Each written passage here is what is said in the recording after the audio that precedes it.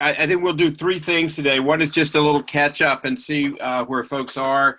A little bit of content here in a moment, and then and maybe about a third of the discussion, and then I want to give you a chance to just give us an update on the projects and both what you're doing, just so everybody's on the same page, but also kind of where you are. And just as a way of kind of level setting for all of us about the projects. Good enough? So Conrad, if you can advance the slide, that would be great.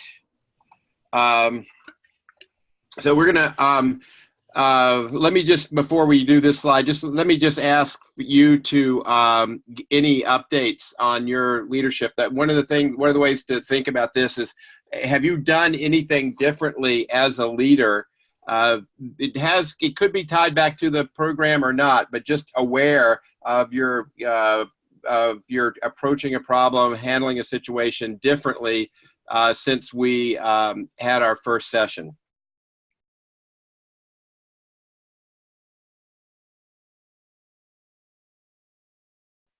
Well, I'm glad the program's having such a profound impact on your leadership practice. I'm really overwhelmed. Who should go first? This is Diana Mokaya. I was reflecting on the feedback of how classic extroverts repeat themselves so much, so I've been trying not to do that. Terrific. And any luck? Working on it, getting there. Okay. Awareness is the first step, so that's terrific. How about someone else?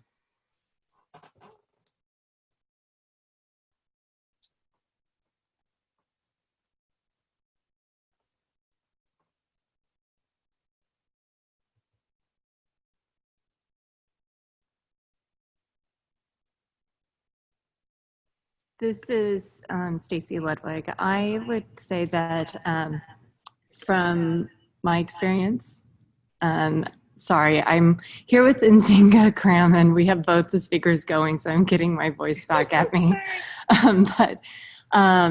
When just the activity and looking at how important relationships are in fostering your ability to act as a leader, I found that I have try to be more proactive with that, especially even outside the context of trying to, manage any type of specific leadership activities, but just more in trying to foster relationships so that when and if that is needed, that relationship is there.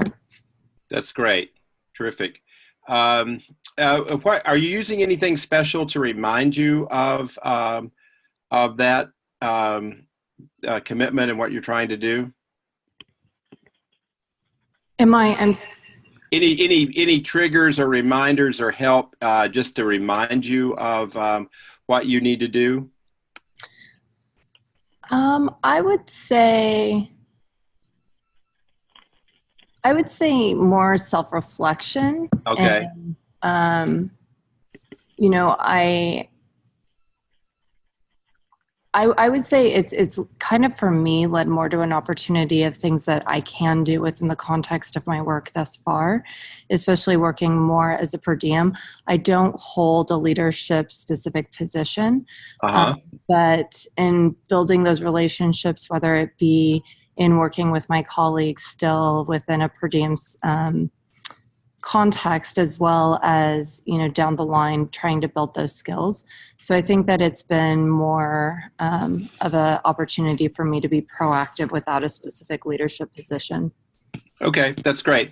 If anyone else has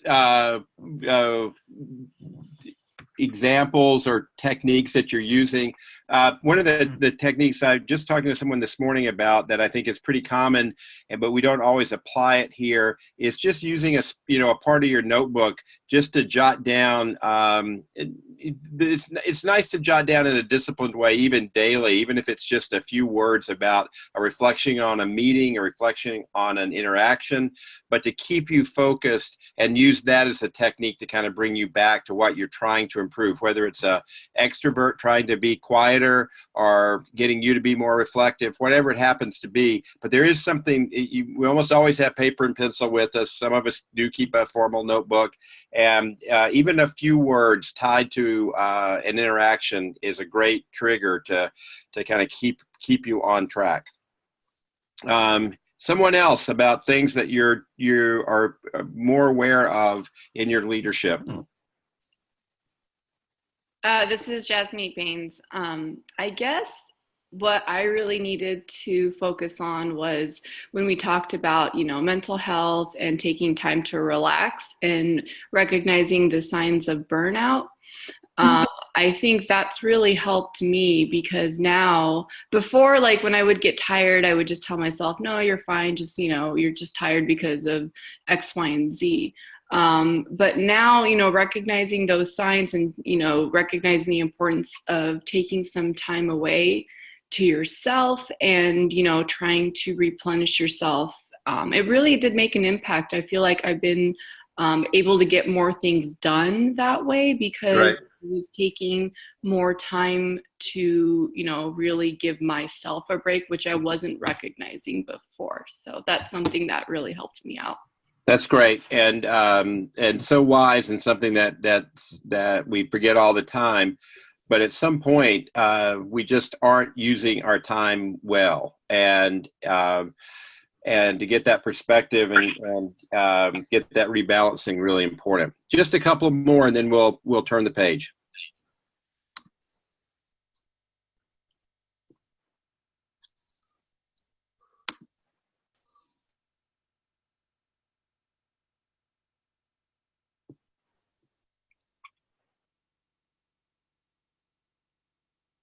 I have to warn you that part of my life I was a Quaker, so I could wait for a long time.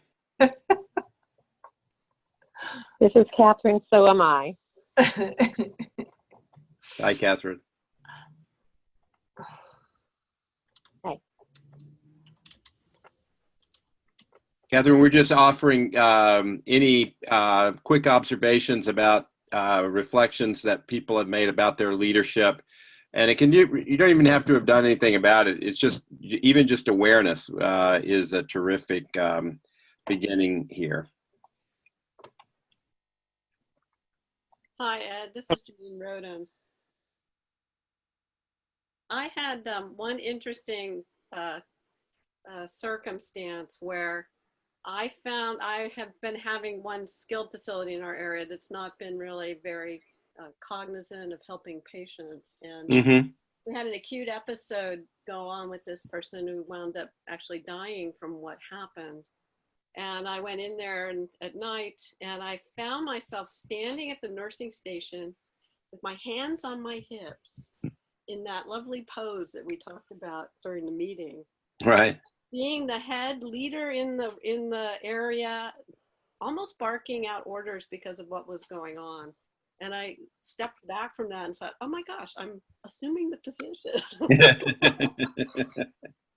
which was funny. Yeah. I probably have done that in the past and not really noticed. That's great. Did you, were you aware of any difference in the reactions? No, it's sort of, you assume these positions in medicine that, when the hierarchy sort of appears, and my kind of being in that position, being the physician standing, dealing with this issue, people start moving and things start getting done. And so it was fascinating, to sort of step back and say, I am supposed to be the leader in this hierarchy here. Right. And when these critical situations occur, it's like, that's my role, and people know it, and we move, because of the situation. Right. That's great. I do think that there's something about just developing this lens of you as leader. And I'm sure everybody on the phone, in part because of your professional training, in part because of institutional titles and roles, you've thought of yourself as a leader. But digging down just a little bit deeper and beginning to be critically aware of that. All right, what am I trying to achieve here? Or am I even aware of what I'm trying to achieve? and then looking at all the dimensions, the clarity dimension, the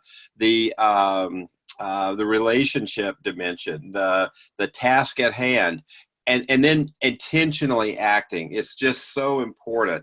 I do think it is. I don't think I'd be doing this work if I didn't think that without a little bit of effort, people can make a big difference and leverage themselves. It's a little bit like it's a little bit like the observation that I finally realized that I probably am not doing productive work after a certain point, and I need to rebalance. Mm-hmm. All right, one more chance for anybody.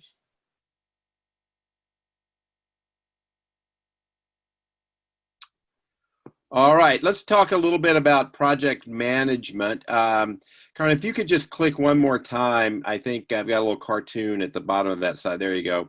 It's like all the wisdom in Dilbert. I think it says more important stuff than anything I'm going to say. I do think that keeping a positive, constructive attitude, and while you're more the project leader than the project manager, I do think that there's a certain amount of project management that is essential to lead something effectively. And I think oftentimes someone says, and when they give me the clue, like, I don't really know what step to take. I don't know what to do. That tells me less about a deficit on the leadership side and more just about their ability to think through a project and put it together. So just a few thoughts about that, and then want to take a look at finding some time and explore that just a little bit more. And so if we could go to the next slide.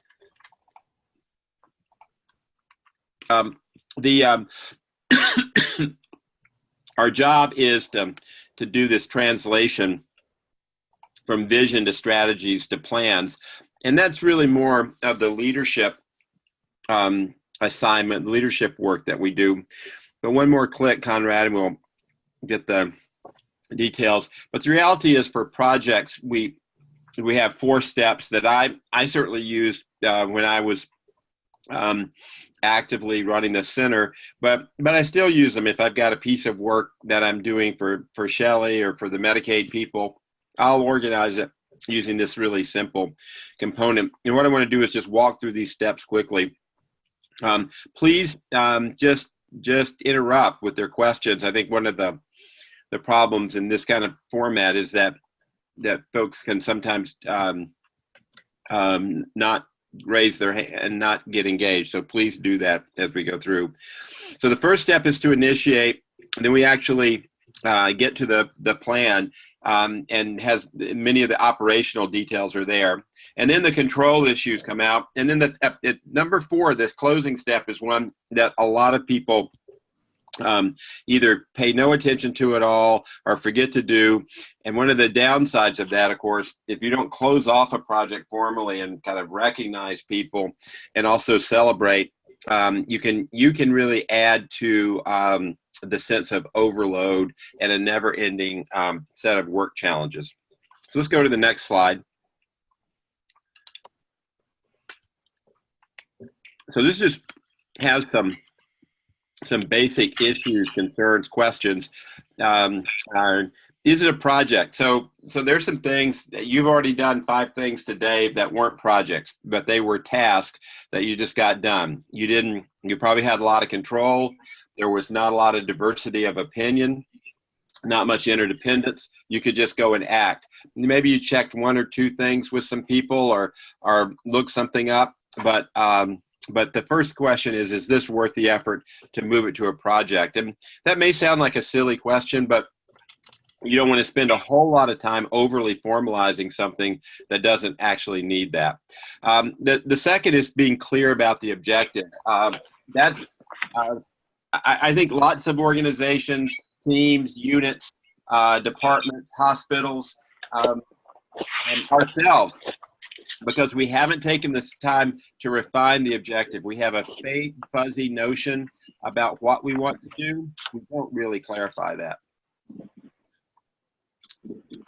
Anne, are you trying to get in with a question? No. Okay. I just logged on. Okay, great. Welcome. Um, the next set of questions are important once you get the objective clarified, and maybe even this first one before the objective. Who's going to be the executive sponsor?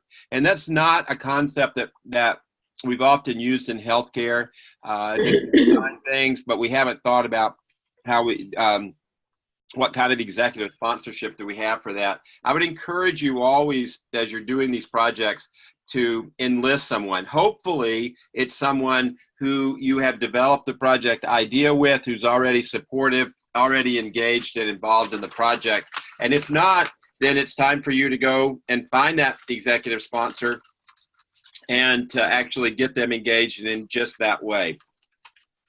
Let me stop here and just ask, have any of you worked on this issue with your project or on other projects? And what's been your experience in identifying and then using an executive sponsor?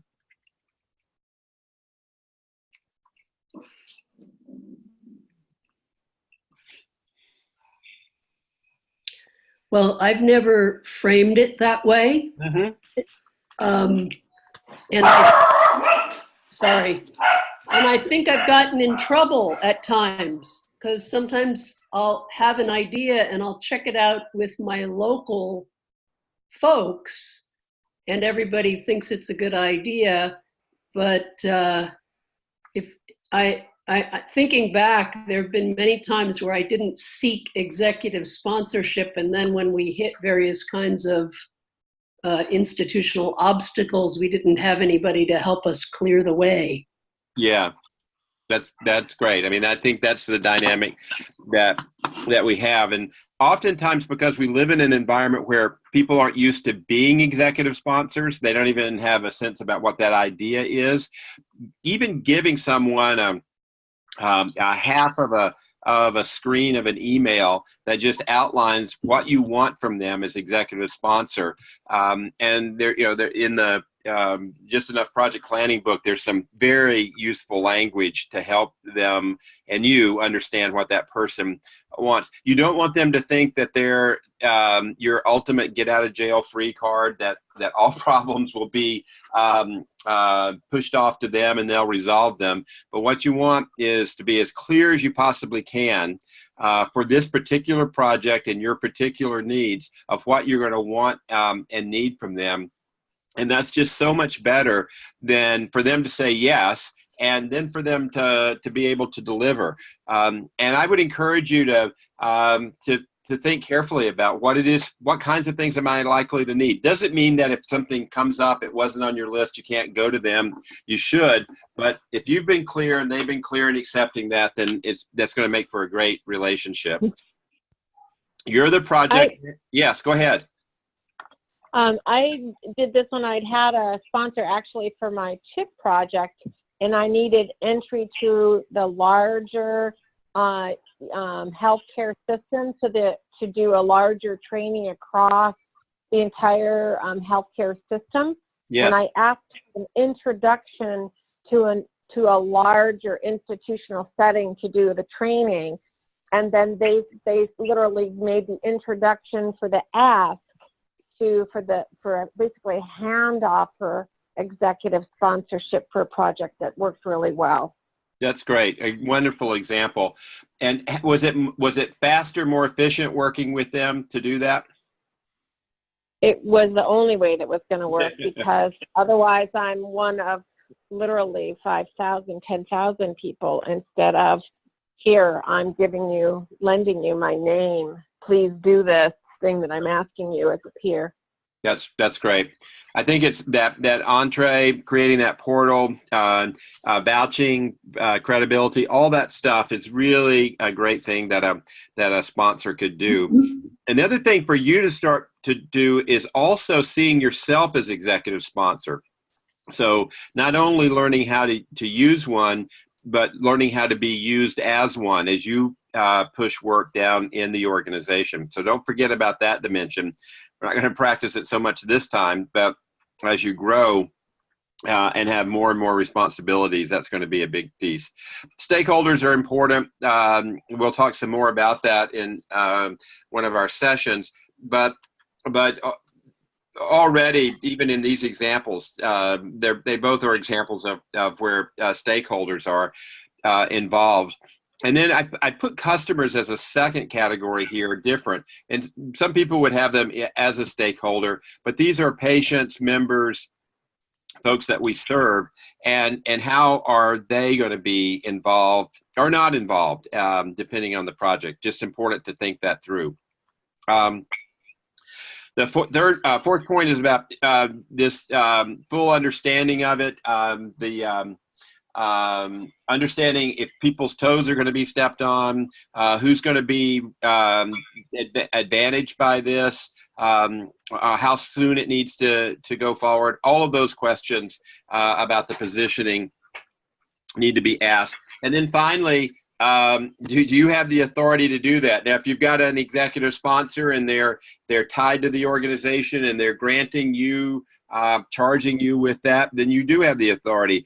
But sometimes the best projects and the ones that are most needed are ones that you no one has told you or given you permission to do it, but it's something that needs to be done and your leadership calls you to do it.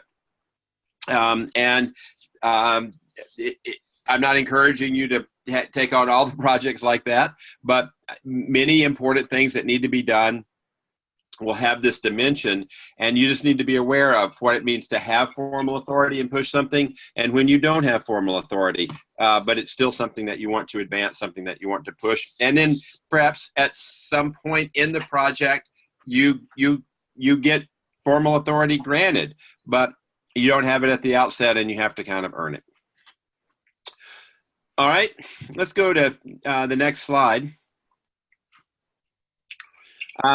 This is really the operational details of a project. Sometimes they come with requirements. You obviously need to know what those are to be able to push forward on it. You want to structure roles and responsibilities. So this is what we need to do to accomplish this project. Now, who can do it, and what are their responsibilities back to each other? A lot of times this isn't given as much detailed thought as it would be best to provide.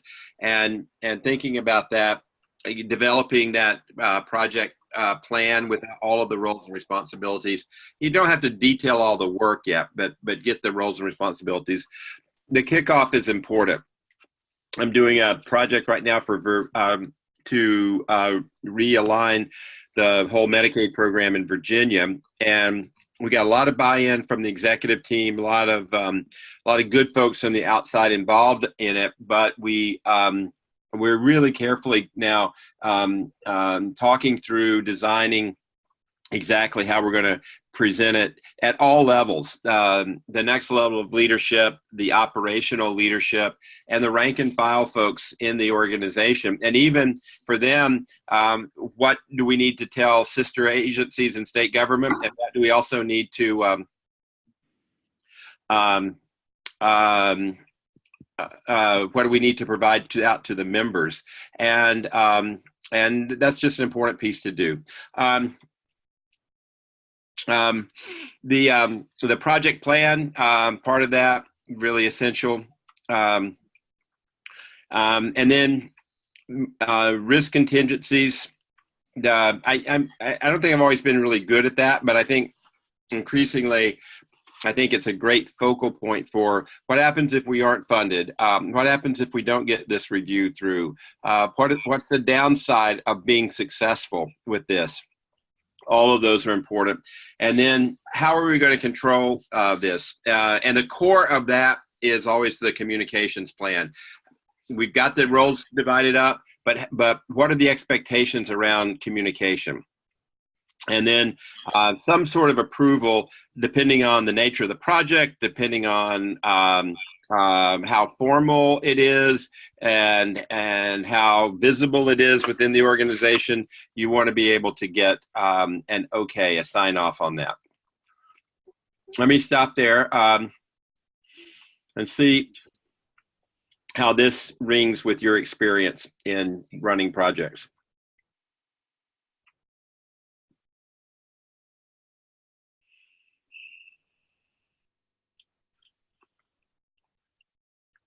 And this is Diana. We have our chief medical officer is really big on project plans. And to a certain extent, we can get the point, but there's a lot of times when something isn't really elevated to the level of a project. Yeah. And yet there's he wants a project plan, and it seems like, well, this is just a task. We could just do this thing. So Yeah. making that distinction and making the case for that distinction has been my struggle within my organization. Yeah. So one of the ways, first of all, I've always found if I can argue this the way I did earlier, that that this doesn't require the energy, the time, the resources for a full-blown project plan, and that it is just a task, that sometimes I win those. But if a person really drinks a little deeper from the project planning Kool-Aid than I do, then they may still say, well, I know, but I just feel more comfortable with the plan. So a technique that I used at UC, because I had a person over in finance that always wanted more details about, because we were doing things with a lot of private sector partners that they didn't have a lot of experience with. And so for them, the risk management strategy was to have us do a project plan for, when we started the consulting and coaching practice, no one had ever done anything like that. And that was fine. That had a project plan. But if we did minor things that were really just tasks, they wanted that. So what I developed was just a one-pager that was really driven by what they told me their needs were, like who's going to be accountable, what were the outcomes, but it was also not anything that was going to be more involved in answering. I think it had like 5 or 6 questions on the page. And I was able to get a lot of things done without doing a big formal project plan, but they also got their needs met. So you might think about giving them half a loaf or a quarter of a loaf by just formalizing it just on with 4 or 5 key questions that they believe are important. Great question. Hi, this is Kim, and I'm just thinking about a really huge project that we did at my old clinic where we switched to open access scheduling. Yeah. And we had a consultant project manager working with us. And I think my take home from that, I'm not sure, I can see this fits under kick it off. Yeah. But he really emphasized the need to have a communication plan at each step as we went along, that we had a plan for how we were going to let the patients, the staff, all the different shareholders know what was going on as we went along. I'd never seen it before, but in retrospect, it helped enormously in terms of buy-in and people not doing the, I don't know what you're talking about, so I'm going to resist thing. Yeah, right. That's great. By the time we got it online, everybody had been hearing about it relentlessly for 9 months. Yeah. I think that's a great example, and particularly for a project like that, where everybody is going to be impacted by that directly. Absolutely. Yeah, that's a great example. And it is part of the kickoff and the communication part of these undertakings. Of course, you run the risk of you don't want to over communicate stuff. But in a case like this, where everybody's going to have to be involved because they're all going to be impacted, a well thought through communication plan is a great part of the overall project plan. Yeah, I was impressed because it was almost like by the time we were actually starting, everybody was bored with it instead of scared about it. Yeah, enough already. Just do the project, right? Yeah. Yeah, that's I great. think that's actually the goal, because I feel like my mistake is always under communicating, and that it takes 6 ways to communicate something out. And so I think this is a new skill or a new task that I've added into projects around communication planning. Mm-hmm. I've been late to the game on that. Yeah. Yeah, it's something that we overlook. We kind of cut to the doing the task and forget about that.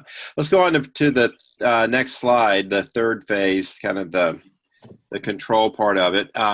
Managing performance, a big piece of that. The key to that, of course, is the definition of goals and roles. And if you've done that in the previous phases, then managing performance, really pretty straightforward. We've just spoken with a couple of good examples about how to communicate the progress to everybody. And it also is a chance. I just got communication about a project I'm not directly involved in, kind of tangentially involved in, but the person is way out in front of it, communicating a change in the schedule that it's going to go slower, and giving enough reasons that anybody who knows anything about the projects can fully understand and appreciate. And I'm not contending that there aren't some people who might be upset by that, but it really goes a long way. So it's not just communicating progress, but sometimes communicating lack of progress. That's an important part. But also when you do have that, it's important to provide some transparency into why that's happening. You want to obviously, if there's money involved in a project, you want to, and someone's going to be looking at it, and managing, sharing that as a part of the communication. The updating the schedule, as simple-minded as that sounds, it does two things. One is it keeps people in the loop, but the other thing is that it demonstrates progress. So people forget what you've done to get to that point in time. You are always focused on what they have to do next. And if you don't communicate the schedule updates and the progress that way, then they can get defeated and deflated in terms of their enthusiasm for it. And then any kind of variance that's going on in the project needs to also be a part of that communication and that management process. This project I just described in Virginia, it's like any big project. You know, there's what the client wanted, there's what you proposed. They've accepted and said, go ahead. But then you got on the ground and the project started, and so there's some variance. And there always will be. There's no way to anticipate this. It's too complex in any undertaking. So the risk management strategy for that, of course, is just to be able to share that. And if there are people who need to be more actively involved, let them come in that context. And then managing your team, big piece. I realize that for many of your projects, you are the team, so that should be easy, unless you just don't have any control over yourself at all. Then it'll be hard. And then managing their expectations as a part of that. All of those things kind of fit into that. I think the downside of this, if you're a professional project manager, if you're in a big company that formally does projects and does this kind of work in this kind of way, you know, probably even has a project management team of professionals.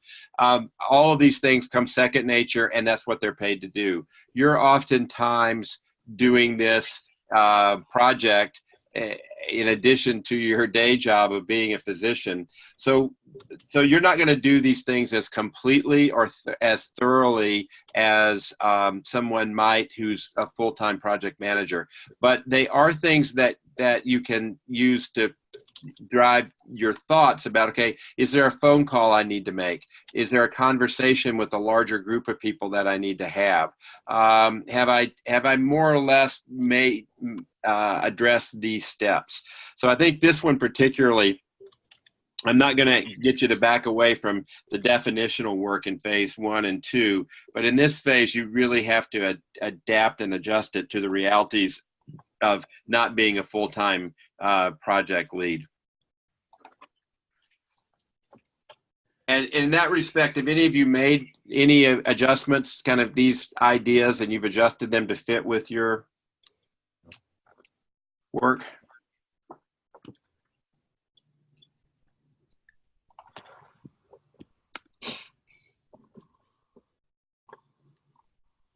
We had enormous adjustments to make when we instituted the open access scheduling. Yeah. Because we'd been scheduled out for 3 months forever. We thought that there were way too many patients. But when we made access available in 1 to 2 days and weren't filling, that was how we found out that we didn't actually have as many patients as we had capacity. And that was totally unanticipated and required a huge rethink. Wow. Okay.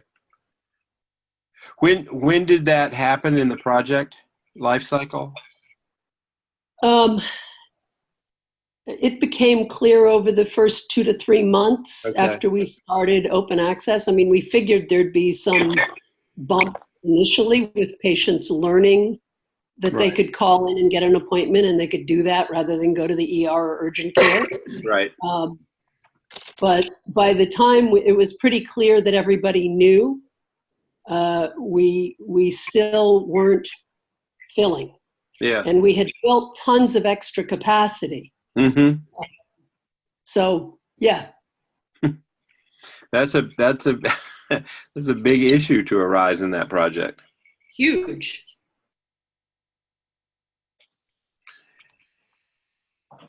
Did you use the project management structure to address that issue, or did it go to another structure to come up with remedies? Yeah, no, the same team Mm-hmm. scrambled and came up with some ways to address it.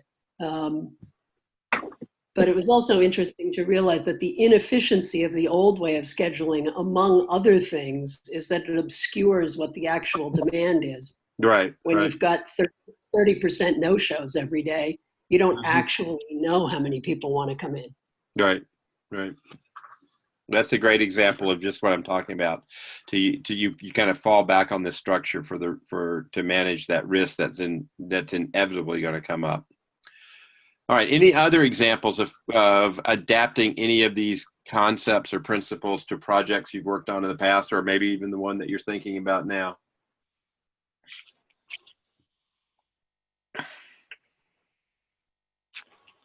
Okay, let's go on to the next slide then, just the final phase. It's my favorite part of a project. I love it when I've been smart enough to actually carefully describe the deliverables and get buy-in and understanding for those deliverables, and not be too ambitious with those deliverables, and then be able to give them to deliver that, that program, the restaffing of something, the standing up of a new initiative, whatever it is. I love being able to then pass that on to the folks I'm working with, and hopefully it has enough of attachment value that I don't have to worry too much about pickup. Either there was a one-time thing and that's fine, we go on to the next thing after that, or I've designed into it components so that we've trained the people to pick it up. We've tested it and improved it, just like with the example of the scheduling project. If you hadn't addressed that problem, it would have sort of died on the vine. So the secret to a really successful handoff is making sure that the deliverable is clear and it's also doable. You want to transfer that knowledge that you gained. It's not just the knowledge that's contained in the project that you did, but also what did you learn about the organization that's going to be valuable. You already have that. You'll use it next time if it's the same organizational context. But are there other people that you can transfer that to? One of the easiest and best ways to do that is this note that I always do. I've got a little template that's how often I've used it, and it's just what I learned and what you might change. And so it has nothing to do with the particulars of the project that I've done. It just says, hey, what I've learned, you've got a top flight team that can adjust on the fly. You've got very accommodating, service-oriented people. You sometimes don't talk to each other. And obviously the things that are negative, I'll just add to that, this is what you might do to improve it. I'm not incorporating it into the undertaking, the project. I'm just saying, this is what I learned. Usually it's got a lot of good stuff in it. Here's some things that I learned that maybe not so flattering. And then here's a couple of things that you might want to think about doing something about. I found that adds another whole level of value for a project. And even if you're working exclusively internally, I think that's a great note to go up in the organization. This is what I learned, upside and downside, and this is a couple of things that we might want to think about changing next time around. You want to recognize and reward performance in all of this, and then celebrate the project. And I spoke about this earlier, but I do think there's a lot of stuff to do in healthcare, and we can kind of get off on the next thing without taking the time to actually say, this was important for these reasons. Go all the way back to the beginning of the project charter, and this is why we did it. This is how we did it. I sometimes in the celebration even talk about some of those things on the transfer of knowledge. This is in addition to doing the project, these are the things I learned. How about any of you, any good examples of closing experiences with projects?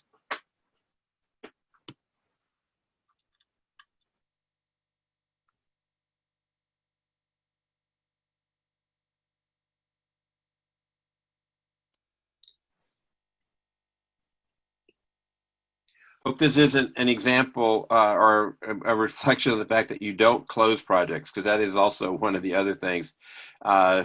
You have to remember that they do have closing dates. Otherwise, they kind of live on and on and on, and that's not a good approach. Okay, We've been working really hard on. We've been working really hard on quality metrics, and our goal was to meet all our quality metrics for 2 quarters in a row. And we made it, and we decided to have a big party for the clinic and bring in a taco truck.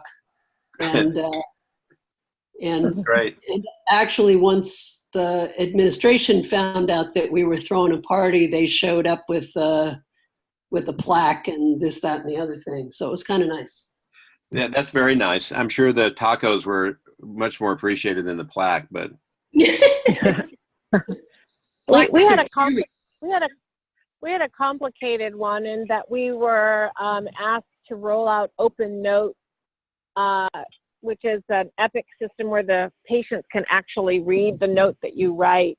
And it was not there was a lot of controversy amongst the faculty and the providers about doing that. And we were going to be the first at our institution and the first at any of the West Coast institutions to do it.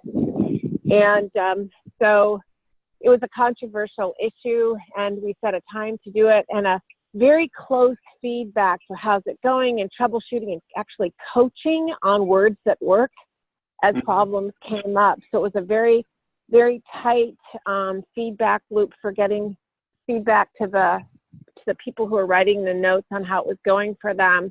And we closed it as it went into operation across the first primary care and then across the whole system, so that we could teach what we had learned, sort of lessons learned, and major celebration because it's very vulnerable. So vulnerability should be celebrated with lack of vulnerability, with massages and parties. So that's great. How about another one?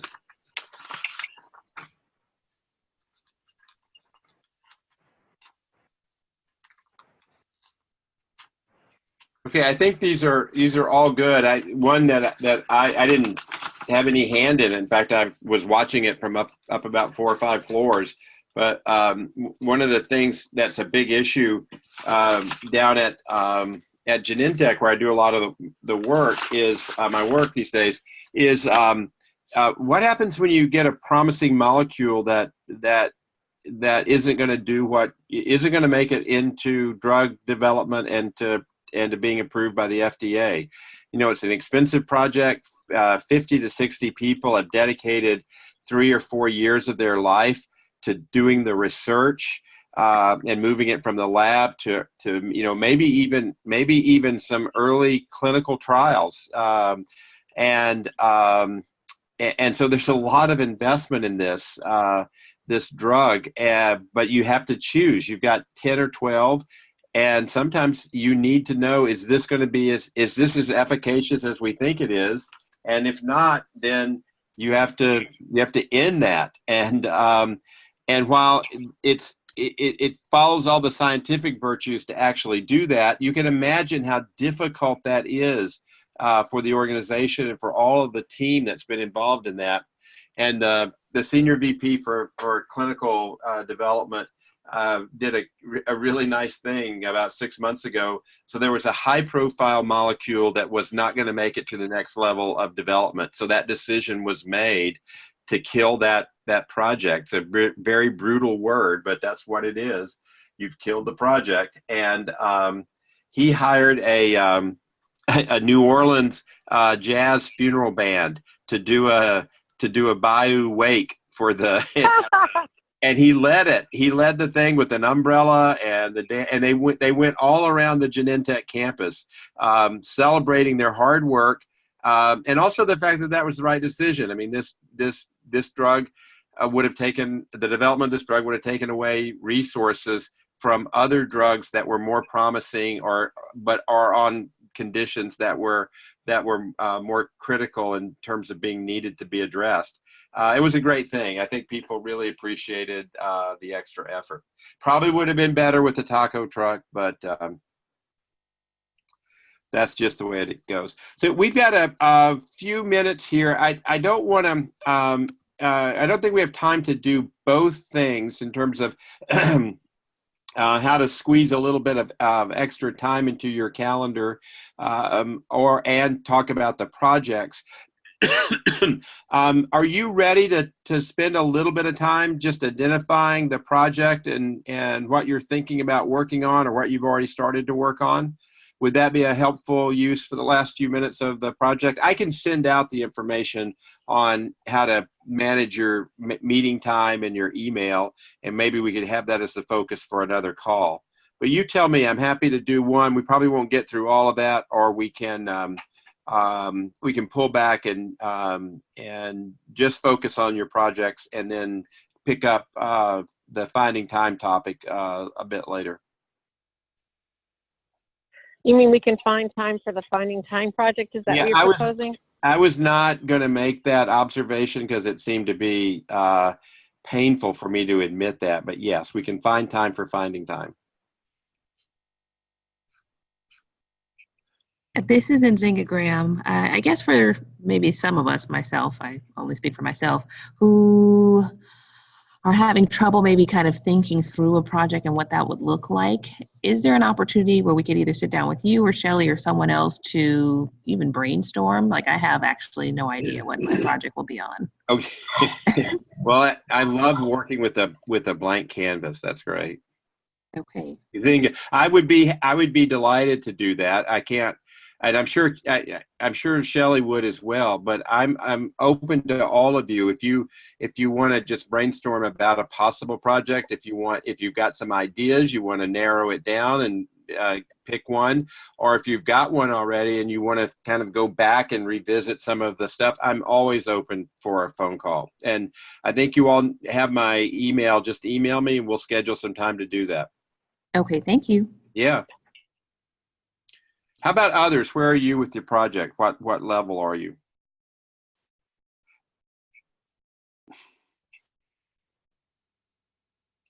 Well, see, now I'm going to think, if you don't tell me, that Nzinga is like the one that's the farthest ahead, and she's just starting. So I'm there too.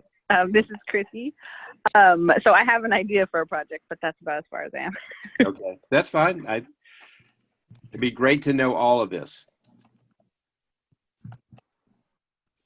Others?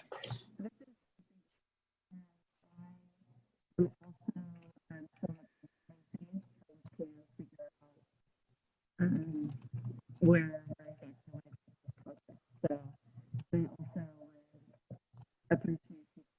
I'm sorry, whoever is talking, I can't hear at all. I can. Sorry. Hello? Yes. Okay. I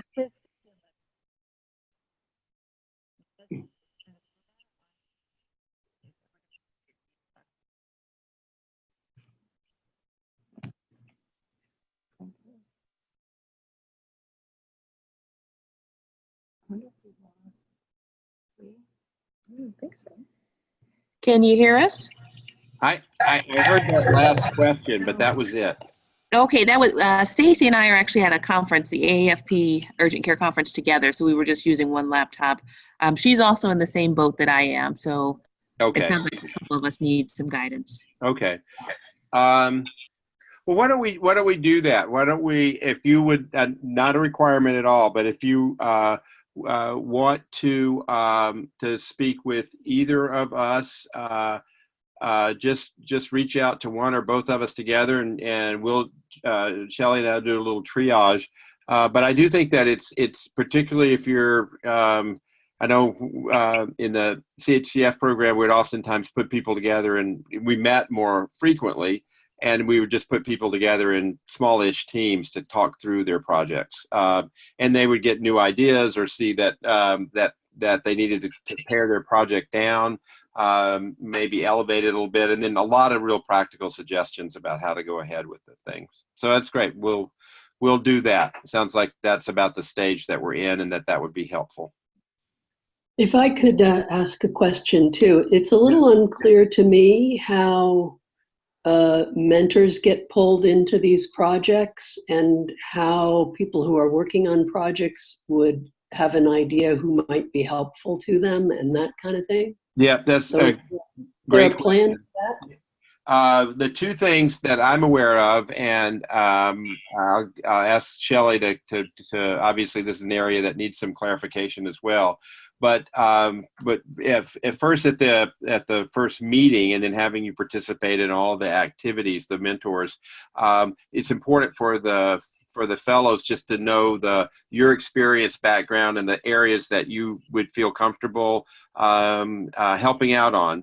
And then there was going to be, and I don't know if this exists or not, but there was going to be more of an online, you can look up and see those qualities and those experiences for the mentor. And I can't tell you if that's there or not, assuming that it is.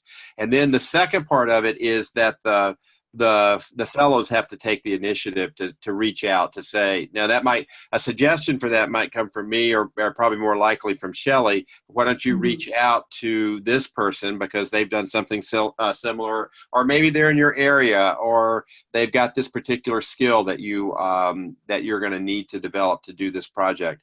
And then that referral that suggestion goes to the fellow, and the fellow would just trigger the outreach to back to the mentors. And Okay. Yeah, and so this year it's a little more open field. Last time we did the program, it was more one-on-one. I think this has some great promise, but it's important, and I don't know if that list of skills, attributes, experience exists, and I'll check and make sure about that. But then the triggering of it really is going to depend on the fellows understanding that that's there, and that it's good, encouraged, needed, that they reach out to get it. Good question.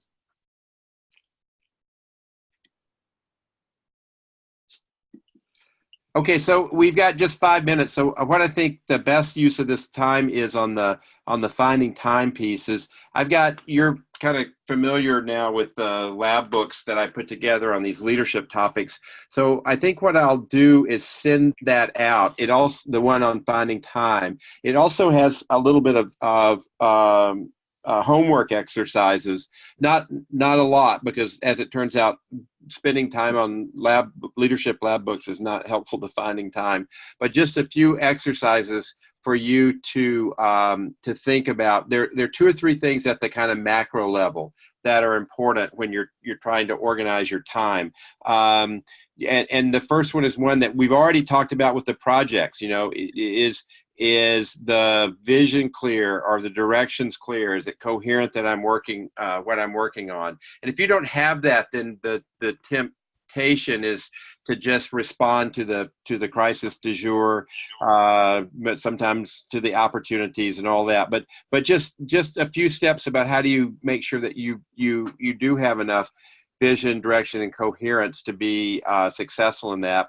Then relationships a big piece. I find a lot of people spend a lot of time making up for working around, making up for bad relationships rather than just going and trying to improve that relationship and then push forward. And then, and I know many of you are in situations where delegation, direct formal delegation is not really an option, but they're almost always in any program that I've done in the world that we all live in, the healthcare world, there's always an option for more delegation than meets your eyes. So how do you think about that? So it's got a little bit of work on each of those three kind of macro pieces. And then there's some work on some very specific things, more technical things for doing finding time, and there it's really focused on meetings and email, and how do you use that those two big time drains effectively, and how do you create some new disciplines for yourself and then those others around you? And there's some little exercises to do on that. So if it makes sense to you, I think what we'll do is I'll send that out. You do the exercises. I'll also be open if you read through that and you say, well, I'd like to do this on meetings, or I like this idea around email. If you want to spend a few minutes on the phone talking about how you would go about doing that, or if you want to work on the macro side, I'm happy to do a little bit of one-on-one coaching for you in that regard. That sound like a good plan? Yes. You have to say yes. We're right at the top of the hour, so. Yes. Yes. Okay. All right. Yep. All right. Terrific. I think I've appreciated a chance to talk about these things. I am not just on projects and on this issue about finding some time in your schedule, but always happy to talk about any leadership challenge that comes up. So don't be reluctant to send me an email, and we usually be able to get on the phone in the next day or two. Thank you. All right. Thank you all. Thanks, Ed. Yeah. Thanks. Bye-bye. Thanks, Ed. Thank you. Thank you. Thanks. Bye, everybody. Bye-bye.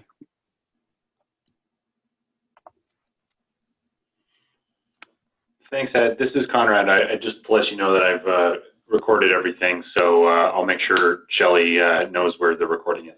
That's great. Connor, do you know if that thing they were asking about is up someplace? I don't, unfortunately. I scheduled to do a touch base with Shelley either later today or tomorrow, and I can ask her about that. Okay, that'd be great if you would, and I won't duplicate by sending her an email.